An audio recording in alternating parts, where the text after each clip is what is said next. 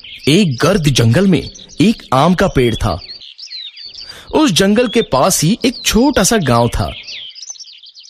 उस गांव का एक छोटा सा लड़का रामू उस जंगल में जाकर उस आम के पेड़ के पास खेलता रहता था। वो उस पेड़ पर चढ़ता, आम खाता और बाद में आराम से उस पेड़ के नीचे एक नींद की झपकी लेता। रामू को पेड़ के साथ खेलना अच्छा लगता, तो उस आम के पेड़ को भी खुशी होती। अब रामू रोज उस पेड़ के साथ नहीं खेलने लगा। एक दिन की बात है, रामू चलते चलते उस पेड़ के पास गया। वो बहुत दुखी था। चलो रामू बेटा, मेरे साथ खेलो। आम के पेड़ ने कहा, मैं अब बच्चा नहीं रहा जो तुम्हारे साथ खेलूं। अब मैं पेड़ के साथ नहीं खेलता।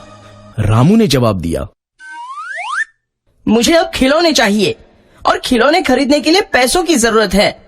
रामू आगे बोला, माफ करो बेटा, पर मेरे पास पैसे नहीं है, परंतु तुम आम तोड़ सकते हो और उसे बाजार में जाकर बेचकर पैसे कमा सकते हो। रामू ये सुनते ही खुश हो गया। उसने आम तोड़े, उसे जमा किया और खुशी खुशी वहां से चला गया। लेकिन बहुत दिनों तक रामू वापस उस आम के पेड़ के पास नहीं आया। बेचारा आम का पेड़ बहुत दुखी हो गया। कुछ सालों बाद रामू अब आदमी बन गया था। फिर से उस आम के पेड़ के पास वो आया। आम का पेड़ खुश हुआ और बोला, रामू बेटा, चलो आओ, अरे मेरे साथ खेलो। मुझे तुम्हारे साथ खेलने का टाइम नहीं है, और वैसे भी अब मैं बड़ा हो गया हूँ। मुझे अब मेरे परिवार के लिए काम करना है। हमें एक घर चाहिए, क्या तुम मेरी मदद कर सकते हो? रामू ने पूछा। मुझे माफ कर दो बेटा, पर मेरे पास तुमको देने के लिए घर नहीं है, परंतु तुम मेरी शाखाएं तोड़कर तुम्हारा घर बना सकते हो। ऐसा सुनते ही रामू ने आम के पेड़ की सभी शाखाएं तोड़ दी और उन्हें साथ में लेकर वहां से खुशी खुशी चला गया। शाखाएं टूटने के बावजूद आम का पेड़ खुश था, परंतु रामू उसके बाद नहीं आया और पेड़ बेचारा बहुत दुखी हुआ। कुछ सालों बाद गर्मियों के दिन में रामू फिर से उस पेड़ के पास आया। पेड़ बहुत खुश हुआ। आओ बेटा, चलो मेरे साथ खेलो।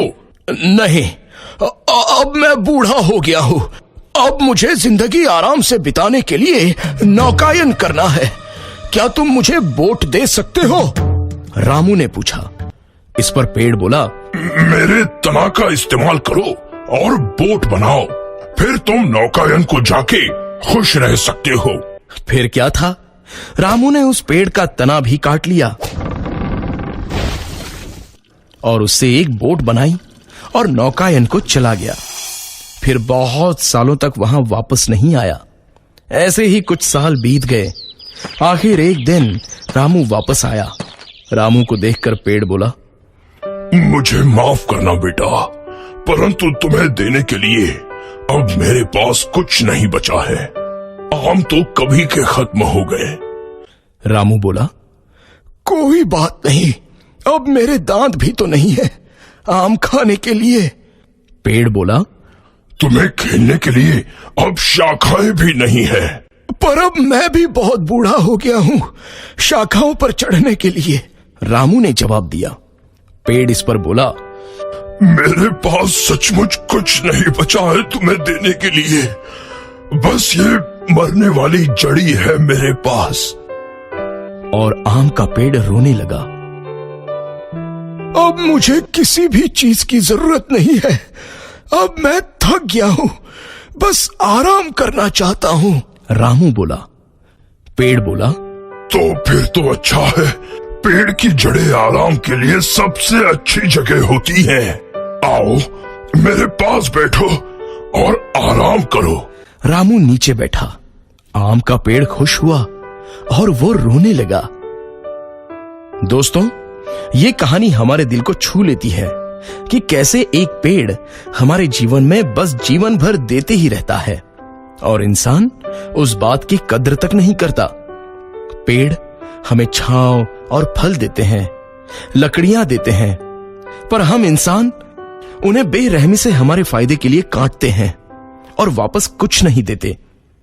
दोस्तों, आपसे गुजारिश है कि आप नया पेड़ नहीं लगा सकते तो कम से कम उन्हें काटो मत। धन्यवाद।